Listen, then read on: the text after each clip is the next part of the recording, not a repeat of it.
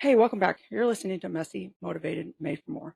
I'm Nicole Cato, educator, coach, truth teller, and your hype woman for hard season. Around here, we keep it real. We talk real life, real growth, and real comeback energy. So whether you're in the middle of the mess or on the edge of more, this space is for you. Let's just tell the truth today. Yes, you're being lazy. You're coasting. You're doing the bare minimum. You're counting down to weekends and hitting snooze 3 times before you get up.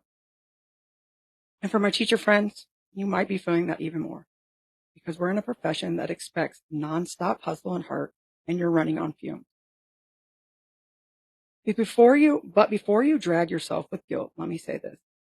Laziness isn't the problem. Laziness is a symptom. You're not broken. You're not lazy at your core. You're tired.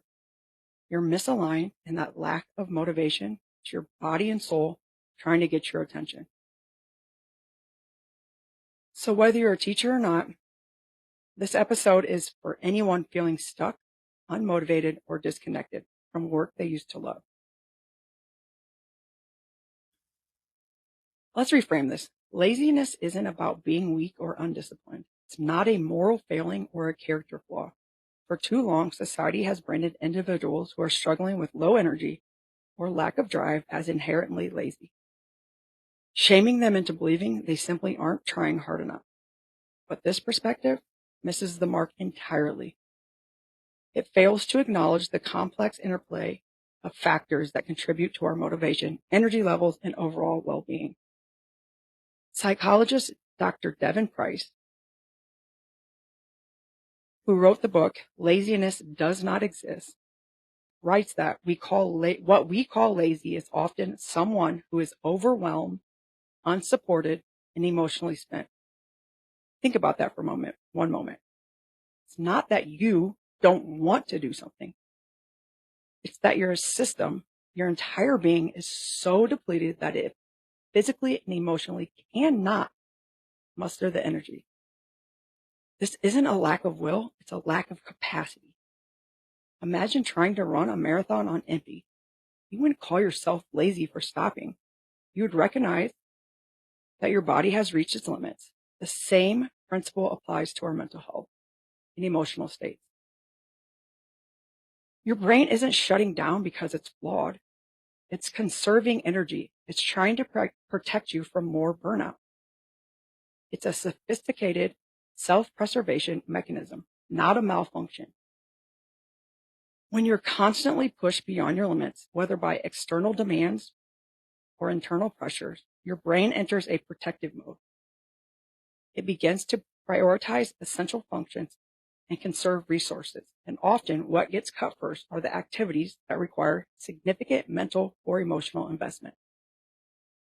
This can manifest as procrastination, a lack of initiative, or a general feeling of apathy toward tasks that once energized you. Let's say that again for the people in the back. You're not lazy. You're overloaded. You're not falling short. You're being stretched too thin.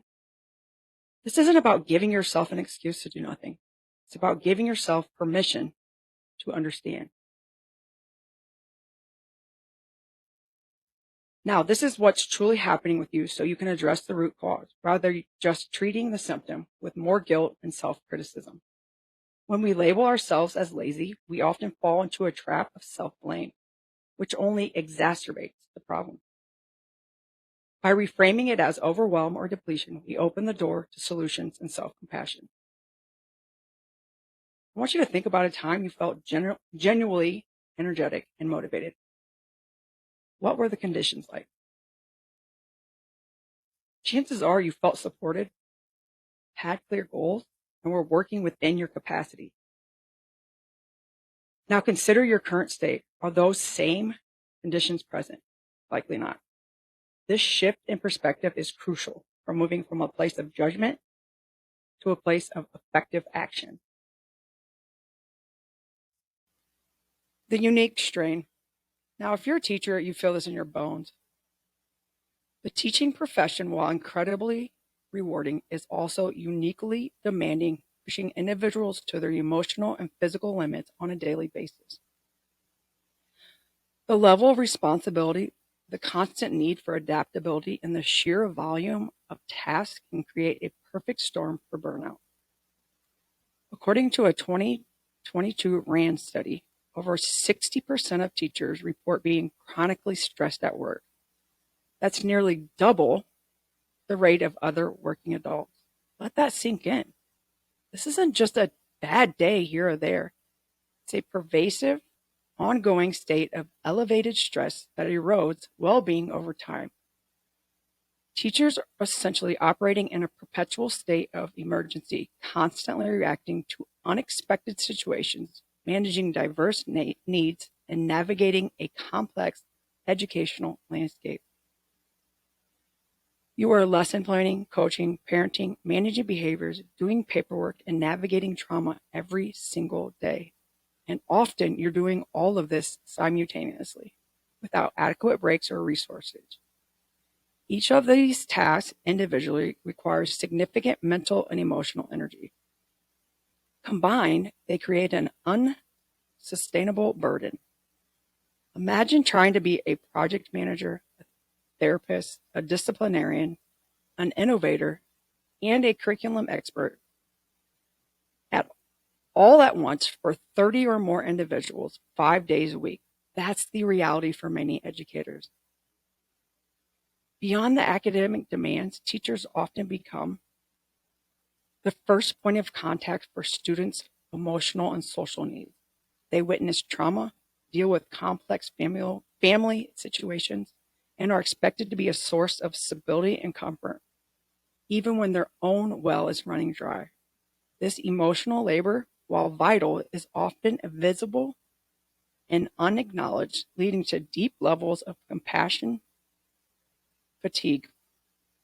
You carry the weight of your students' struggles, their triumphs, and their potential, and that weight can become incredibly heavy. So yeah, you're tired. And when that fatigue hits hard enough, the passion starts to fade. The joy that once fueled your commitment to education begins to dim, replaced by a sense of dread or obligation. This isn't because you no longer care about your students or the profession. It's because your capacity to care, to give, to show up fully has been severely compromised. You're not showing up as your best because you haven't had a break long enough to even remember who your best self is. This continuous cycle of giving without sufficient replenishment leads to a profound sense of depletion, making any effort feel monumental. Think about the sheer number of decisions a teacher makes in a single day. From instructional choices to behavioral interventions to emotional support, each decision, no matter how small, draws from your cognitive and emotional reserves. Without opportunities to recharge, these reserves dwindle, leading to decision fatigue and a general sense of being overwhelmed by even minor tasks. This is not a failure of character. It's a natural human response to an unnatural level of demand. So do me a favor real quick. If this is resonating with you, if you're feeling seen right now, take a second, hit that subscribe button, share this with one educator, one friend, one coworker who needs to hear it. You have no idea how far that small act can go. It means more than you'll ever know.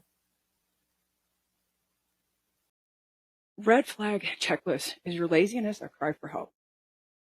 Let's do a quick gut check. It's easy to dismiss these feelings just as a bad day or a tough week. But when they become chronic, they are powerful indicators that something deeper is at play.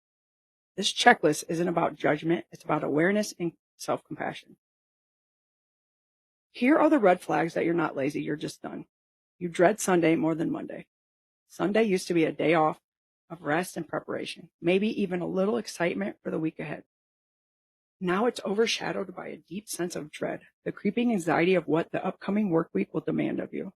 You might spend the entire day feeling tense, unable to relax, just counting down the hours until you have to perform again.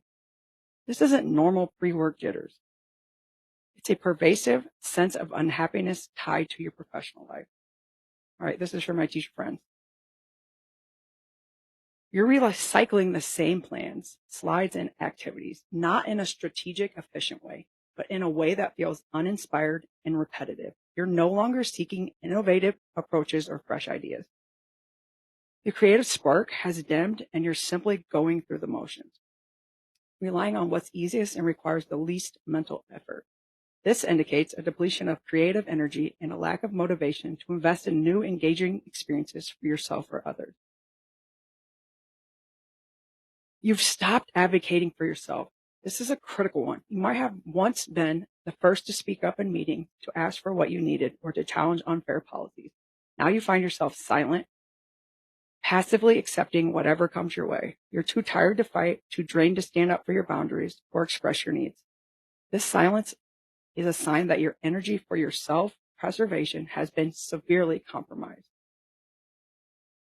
You fantasize about quitting on a random Tuesday, not just after a particularly rough day, but in the middle of an ordinary week. The thought of walking out suddenly dramatically consumes your thoughts.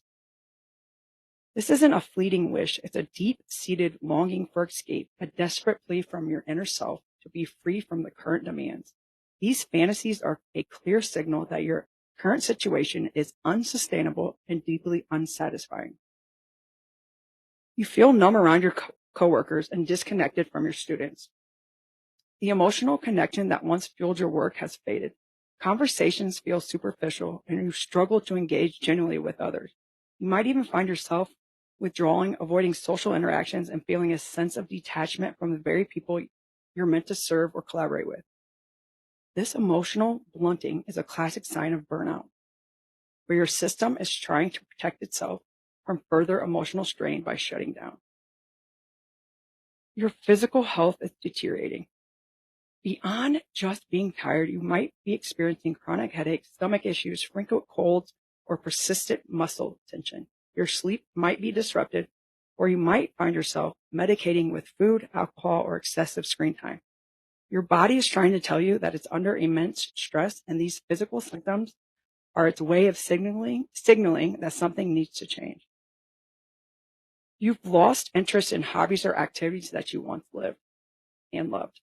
Outside of work, your passions feel like burdens. The things that used to bring you joy, reading, exercise, spending time with friends, creative pursuits, now feel like too much effort. You find yourself retreating, preferring isolation or passive entertainment because even enjoyable activities require energy you simply don't have. This widespread apathy is a strong indicator of deep depletion.